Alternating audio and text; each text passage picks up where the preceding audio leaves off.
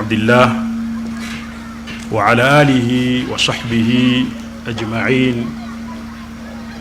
أما بعد مبدأ كابنو غير مولد مكدوان الدكتور آدم بوانغامبي ekyengera abavubuka okubeera nga bajjumbira emisomo nga gino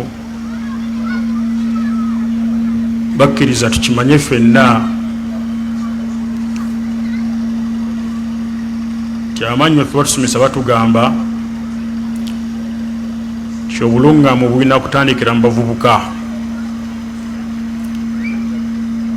era bwolaba abavubuka tebajjumbidde oba tebajjumbira songa zonna ez'obulungamu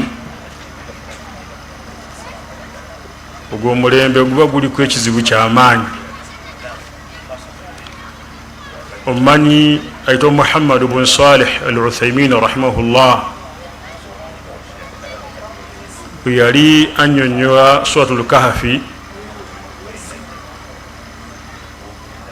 bwe yatuuka ku aya Allah nga atugamba nti innahum fityatun amanu bi rabbihim,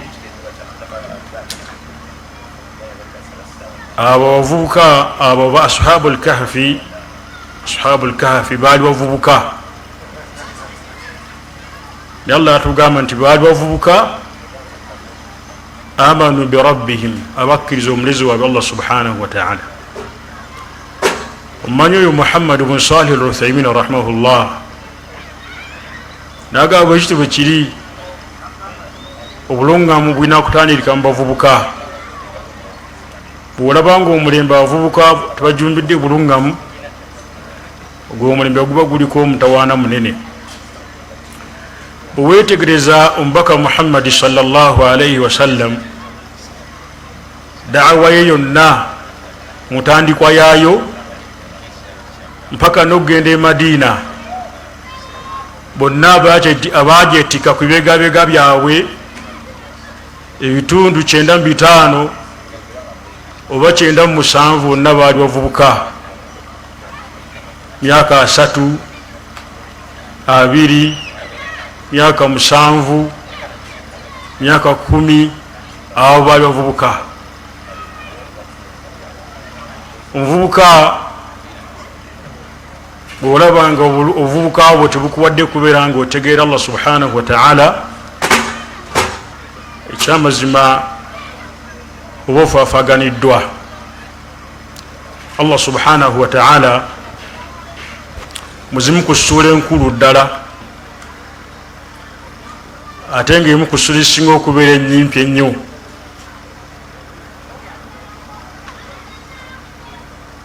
suratu al-asr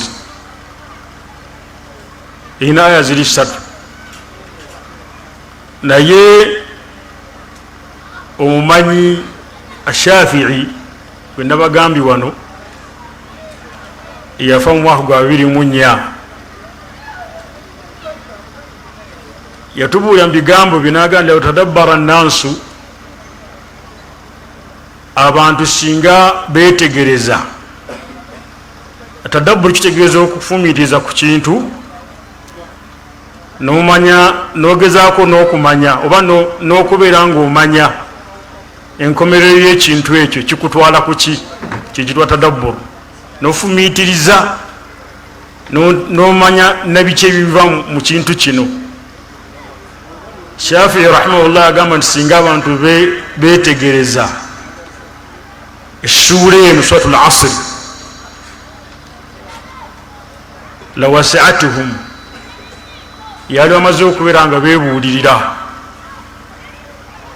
n'agamba mu kigambo ekyo ekirala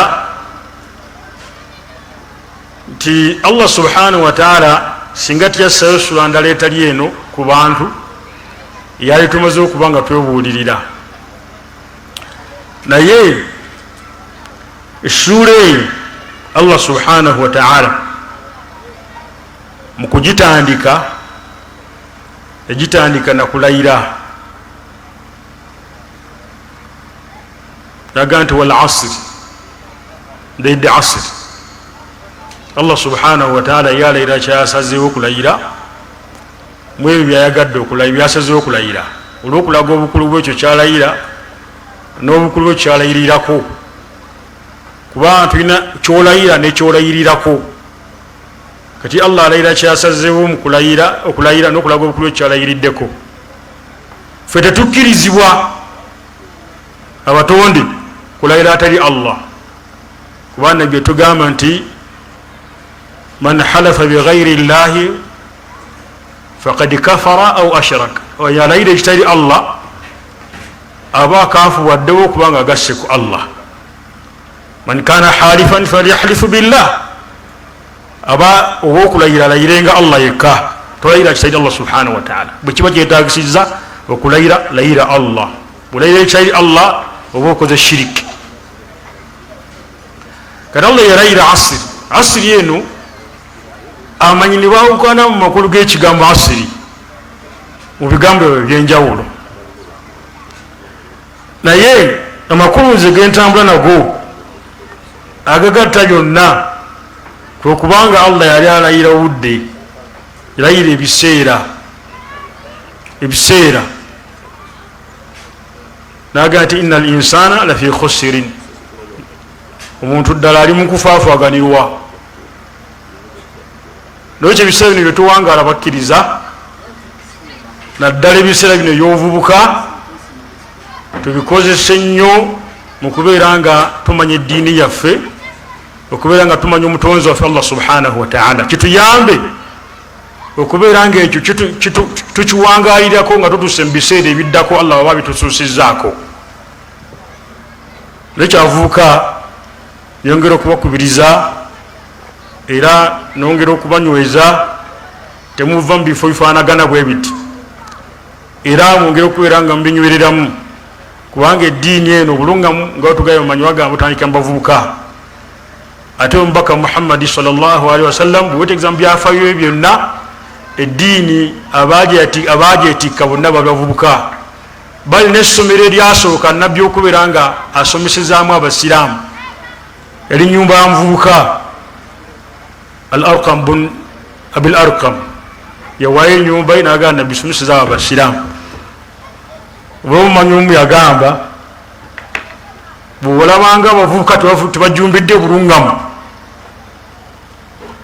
idha lam tajidu fi shabab, abavubuka bwotabasangamu al iba, okugaana shiriki ne bidia n'obubuze, n'otabasangamu bulungamu, abavubuka abo tuba tubalanga nsonga, bajjeemu essuubi. Kale oba osobola okufunayo abakyala, tambulanga n'abakyala abavubuka baveeku, kuba ba tebakyalina mugaso. Naye kyabavubuka kino kimukoze oba kimukola kyongera okulaga nti biidhini subhanahu wa ta'ala essuubi weeriri kyomugaso gwammwe weguli, kasita mubanga mutegedde Allah subhanahu wa ta'ala mugeye okunywera ku nsonga eno. Kyensembyayo baziine biidhini subhanahu wa ta'ala. Ensonga gye neeyogerako mabegako utwaye ku dawusi ya Umma House. Dawusi eno yanzikiriza, mulimu ensonga ezigenda okwogerwa, ekituufu olabe nga dda toli musiraamu, nga boogedde omusomo gusomesebwe okakase nti toli muki nakubadde ogenda mu muzikiti. Sigamba nti temuli basiraamu, wabula nti kiyiza okusomesebwa nola nti toli musiraamu. Kasita kizuuka nti ddala ekisomeseddwa kikulaga nti kyoliko si busiraamu, kusinziira ku byolina, kukubiriza tolindiikiriza kusiramuka, yanguwa mangu wano wennyini oveewo ng'osiramuse. Ebigalo ebirinayo waka oba olinayo kyolina ewaka, togamba nja kumala kudda waka okubanga nenenya nsiramuke. Ova wano ng'osiramuse biri obijjawo ng'oli musiraamu, oba muntegere ekigambo ekyo. Ate naawe ategedde munno